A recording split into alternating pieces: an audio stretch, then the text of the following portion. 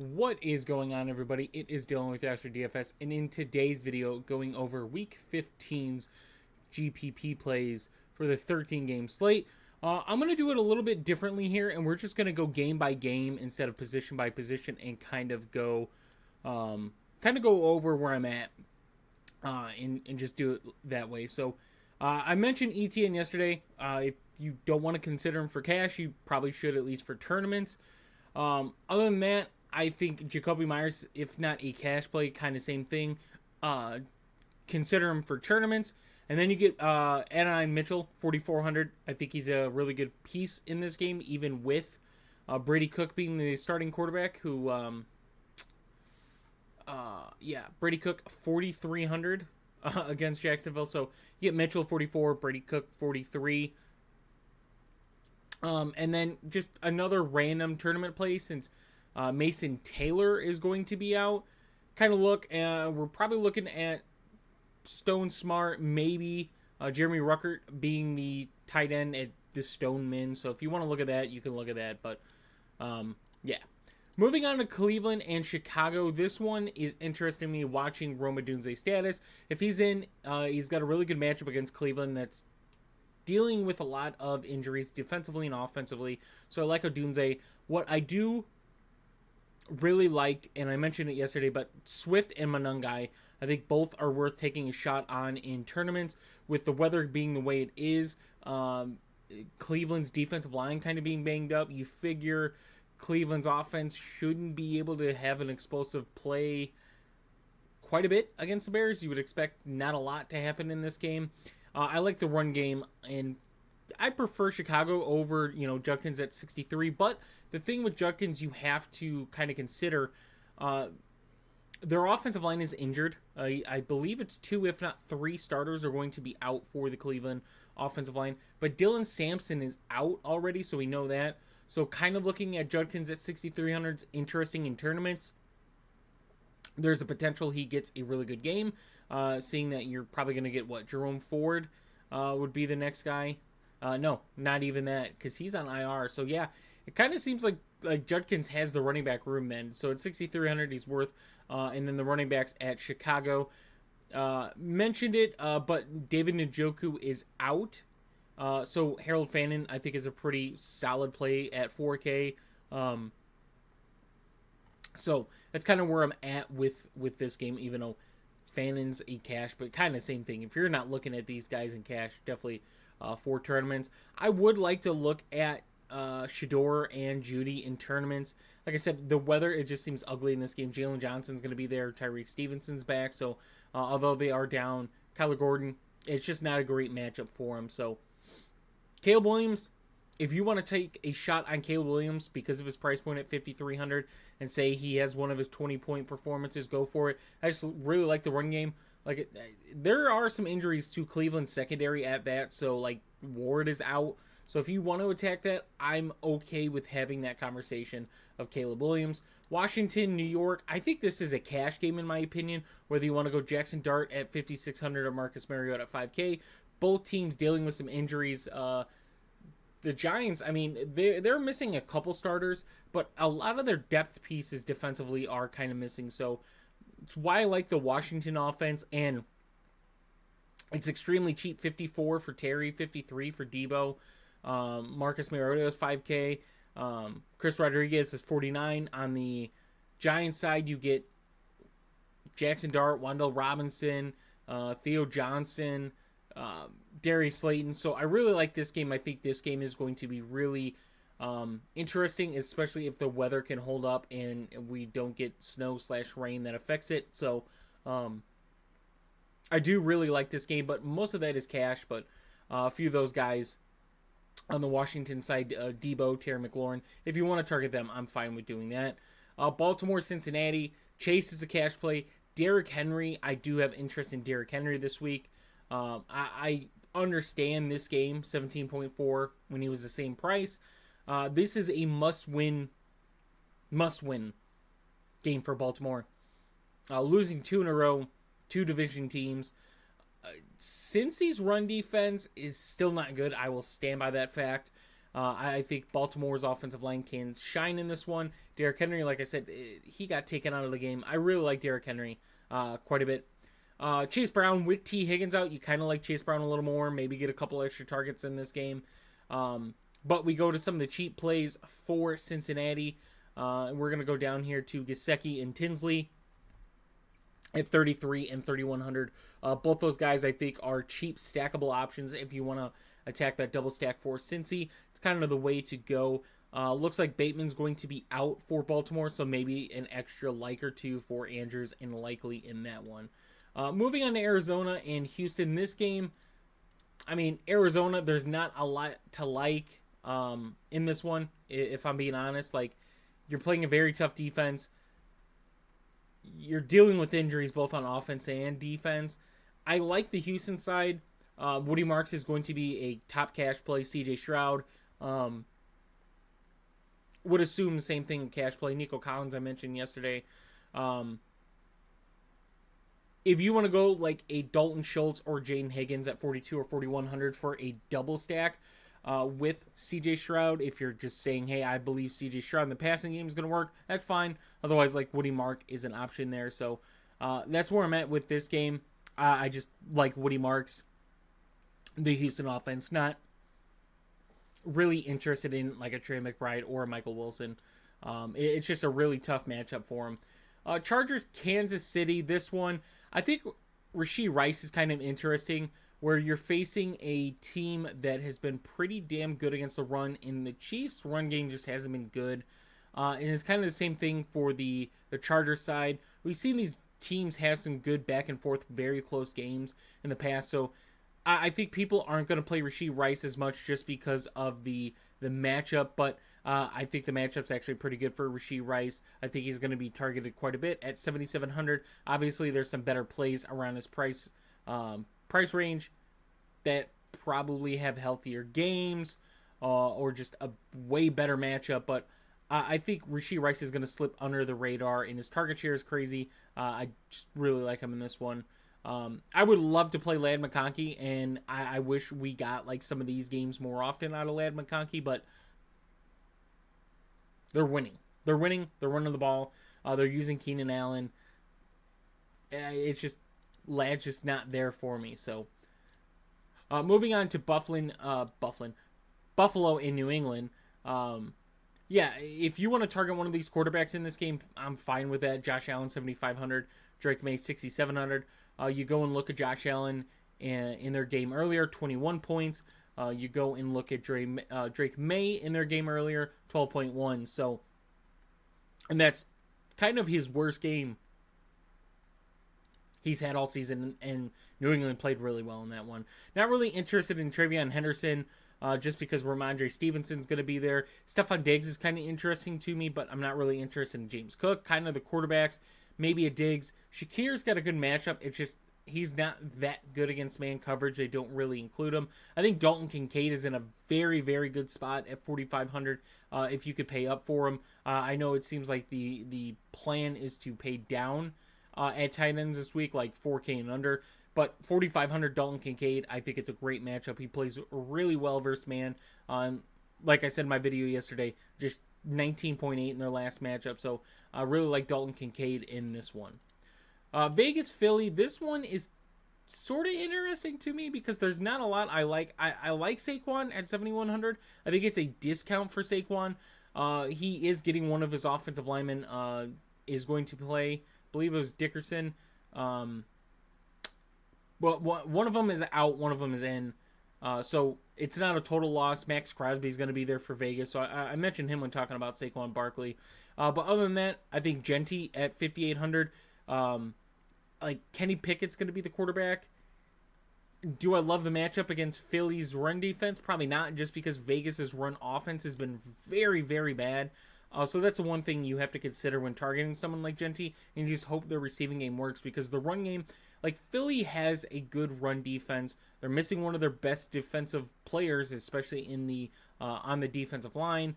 You're just hoping Genty has a really good receiving game with Kenny Pickett, because the run game hasn't been as good, but we know Genty gets a majority of the red zone carries at that. So at 5,800, I think the upside potential is there.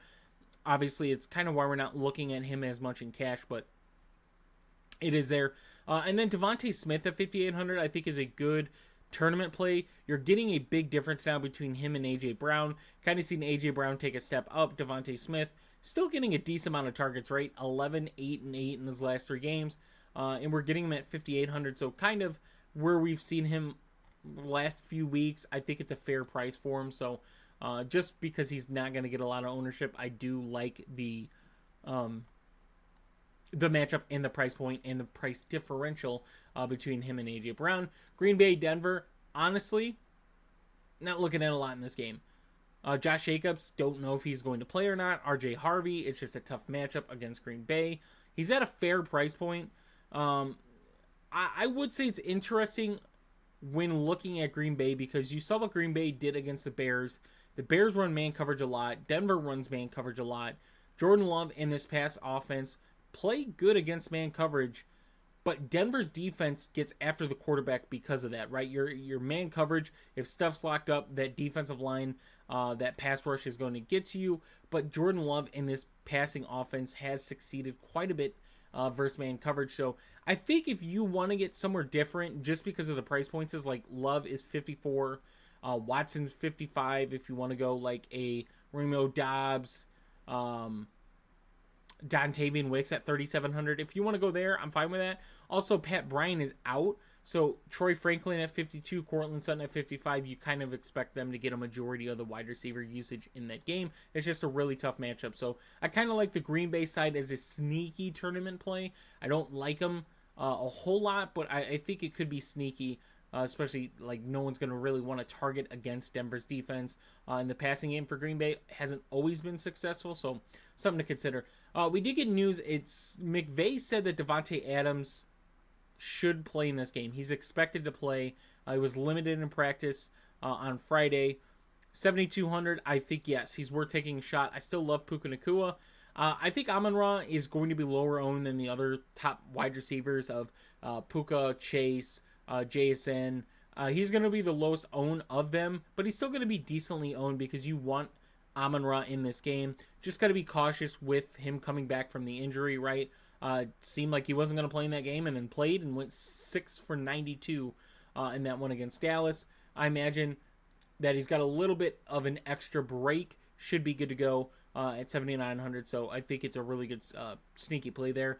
And then Matt Stafford at 7K, it's just a lot to like for this passing offense. So getting Matt Stafford at his price point, and it is very easy to stack him with Devontae and Puka in this one and hope that this offense is getting you, 75 plus between the three. And it's very realistic they do, right? You look at some of these games, 23 last week from Matt Stafford, Puka 38, and then Devontae Adams 6.9. So it's very possible for them to get around that 70 point mark, and there's some values on that on the slate that allow you to do it. So I do like the Rams passing offense, and now that it seems like Devontae Adams is going to be back, I mentioned him yesterday, but Colby Parkinson then moves into a tournament play because he's the same price as AJ Barner, and I think more people are going to play AJ Barner than they would Colby Parkinson. So I do like him for tournaments, and then it does seem like Tutu Atwell should be back, is what it sounds like. Obviously, we'll wait until confirmation, but I think he's a very good sneaky tournament play too. Kind of seen him have some good games, a deep ball threat for this team. So I think he's worth mentioning at that, especially with Detroit dealing with the secondary injury issues that they have. I think it could be sneaky in that one. And it's the highest total of the slate. So moving on, Carolina, New Orleans, Rico Dowdle. I still like the upside for Rico Dowdle, even with Chuba Hubbard being included more than we'd like.